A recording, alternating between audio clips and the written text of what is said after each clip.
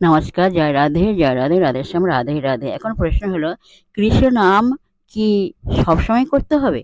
এর উত্তর হলো, আমাদের সারা জীবনই কৃষ্ণ নামময় করাই শ্রীচৈতন্য মহাপ্রভুর উপদেশ। কৃষ্ণনাম ছাড়া সংসারে আর কোনো সত্য বস্তু নেই। কৃষ্ণনাম ছাড়া আর কোনো ধনও নেই। কৃষ্ণনাম ছাড়া কোনো গতিও নেই। যাঁরা কৃষ্ণনাম করতে করতে শুদ্ধ হয়েছেন, সেই শুদ্ধ ব্যক্তিরা জড় কলুষ মুক্ত অবস্থাতেও শ্রী বৈকুণ্ঠ ধামে সব সময় নাম গান করে থাকে। অপরাধ শূন্য হয়ে নাম না করলে নামের একান্ত আশ্রয় লাভ ঘটে না।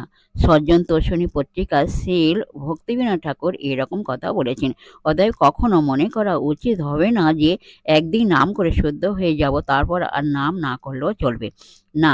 চৈতন্য মহাপ্রভু বলেছেন, কীর্তনীয় সদা হরি, সবসময় হরিনাম কীর্তন করতে হবে। জয় রাধে, রাধেশ্যাম।